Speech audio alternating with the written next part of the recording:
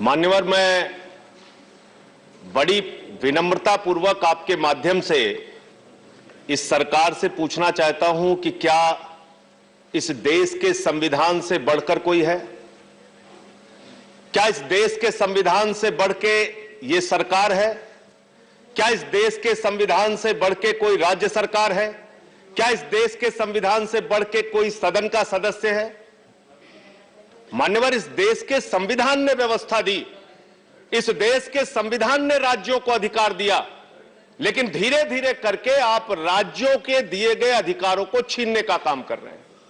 Sale tax राज्य का अधिकार, आप जीएसटी लेके आते हैं। मोटर व्हीकल राज्य का अधिकार, आप मोटर व्हीकल एक्ट लेके आते हैं। कृषि राज्य का अधिकार, आप कृषि काला कानून लेके आते हैं। दिल्ली की विधानसभा, देश के संविधान के तहत बनाई गई विधानसभा, आप विधानसभा की कमेटियों का भी पावर छीन लेते हैं। और इस डैम सेफ्टी बिल में मान्यवर आप वही काम कर रहे हैं। हमारे यहां एक कहावत है, तू कौन मैं खामखा। आपसे किसने कहा कि आप राज्यों की डैम सेफ्टी के अंदर इंटरफेयर कीजिए? किस राज्य ने आपसे अनुरोध किया? तमिलनाडु का विरोध है, केरला का विरोध है, उड़ीसा का विरोध है, कर्नाटक का विरोध है। और साफ तौर से देश के संविधान की धारा 252 कहती है, दो राज्यों के अनुरोध के बगैर आप कोई हस्तक्षेप नहीं कर सकते। बावजूद इसके आप देश के संविधान के विपरीत जाके हर क्षेत्र में अपनी मनमानी और तानाशाही थोपते जा रहे हैं।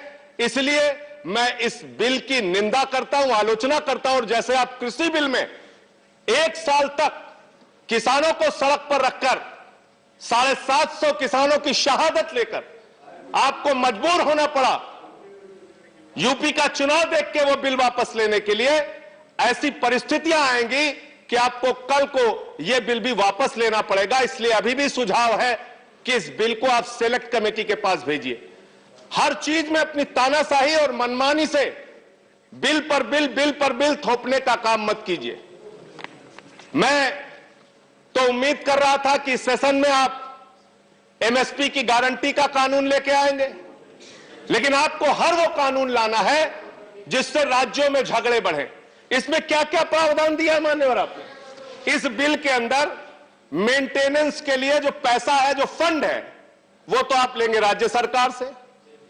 इस बिल में जितनी आपके इंस्ट्रक्शंस होंगे सबको फॉलो करने की जिम्मेदारी तो राज्य की है। आप इसके राज्य के अधिकारियों के ऊपर अपने अधिकारी, अपने कमीशन, अपनी कमेटी सब आप बिठा देंगे। लेकिन जब उनको मेंटेनेंस के लिए पैसा देने की जरूरत आती है, फंड देने की जरूरत आती है, तो उसमें आप एक पैसा नहीं लगा रहे हैं, उसमें आपकी अपनी मनमानी चलेगी। तो मैं ये पूछना चाहता हूं कि किस लिए आप ये बिल लेके आए? जहां पर आपकी राज्य सरकारें होंगी उनका फेवर करने के लिए आप ये बिल लेके आए। दो राज्यों के बीच में पानी का झगड़ा लगवाने के लिए आप ये बिल लेके आए, और भविष्य में राज्यों के बीच में झगड़े करा के अपनी राजनीति साधने के लिए और कुछ चंद पूंजीपतियों को मेंटेनेंस और सेफ्टी के नाम पर बड़ा बड़ा ठेका देने की मंशा से आप ये बिल लेके आए। यही मंशा है धन्यवाद इस बिल के पीछे। मान्यवर, आपने सबको समय दिया, आपको भी मेरी बात तो बस थोड़ी बात पूरी हो जाने दीजिए। मेरे पास और 11 वक्ता है, मैं खत्म कर रहा हूं। और हाँ, खत्म कर रहा हूं। 1 मिनट पे खत्म कीजिए बस। बिजली, सिंचाई, पीने का पानी, सबकी निर्भरता पर आप अपना अधिकार, जो राज्यों के पास अधिकार है, उस पर आप अपना अधिकार जमाना चाहते हैं। और हर चीज में बिजली का उत्पादन होगा, फिर सिंचाई होगा, फिर पीने के पानी का होगा।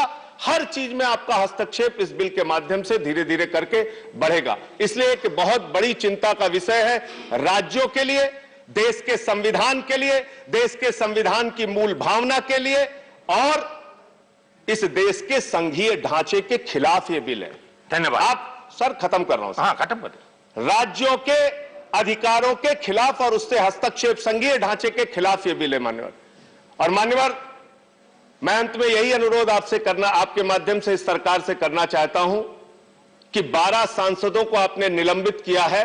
आज इस बिल की चर्चा में, वो नहीं है, आज इस बिल की चर्चा में हम लोग शामिल नहीं होते, लेकिन क्योंकि ये जनहित का ये एक बड़ा विषय नहीं मुद्दा है, था, ये विषय नहीं है। राज्यों के प्रेम हित का शक्ति एक है बड़ा विषय। मुद्दा था, आपने इसलिए बोला, हम लोग विषय चर्चा पर में बोला। शामिल हुए मैं तो हैं। स्पीकर बोला रहा हूं। अब इस भावना का सम्मान करते हुए उन हमारे साथी सांसदों को आप सदन में लाइए और उनके निलंबन को वापस कीजिए। धन्यवाद। ये सरासर नेक्स्ट स्पीकर उनके is- साथ आपने धन्यवाद। उनके अधिकारों को छीनने का काम किया है। मैंने तो नेक्स्ट स्पीकर बोला उनके था, अधिकारों डॉक्टर को फौजिया छीनने खान। का काम आपने किया। 12-12 सांसदों को आपने निलंबित करके बाहर कर आप दिया। इनके टाइम आप ले रहे हैं, तानाशाही इनका की टाइम कब सरकार हो चला जाएगा? रहे हैं हिंदुस्तान के अंदर। तानाशाही से लोकतंत्र नहीं चलता, तानाशाही से संसदीय परंपरा नहीं चलती आप साहब। डॉक्टर और फौजिया खान का टाइम ले रहे हैं। अरुण जेटली उनका साहब, टाइम कम हो जाएगा। अरुण जेटली साहब को पढ़ लीजिए, वो सदन की बाधा आपके को colleague लोकतंत्र की मजबूती के लिए Be kind अच्छा बताते रहे हैं। और अटल बिहारी वाजपेयी जी को भी पढ़ लीजिए, 2001 में अंत में कह के खत्म कर रहा point of order हूं, है। बिल्कुल खत्म कर रहा हूं। 2001 point of अरे order सर, अटल बिहारी वाजपेयी जी का वक्तव्य तो याद करा लेने दीजिए इनको। स्वर्गीय प्रधानमंत्री अटल बिहारी वाजपेयी जी ने कहा था, बहुमत के दल को सदन चलाने की सबसे बड़ी जिम्मेदारी है। आप सदन को चलाने की जिम्मेदारी आपके ऊपर है। आप विपक्ष के सांसदों का इस तरीके से उनके अधिकारों का हनन नहीं कर सकते, इस तरीके से उनको निलंबित करके बाहर नहीं कर सकते।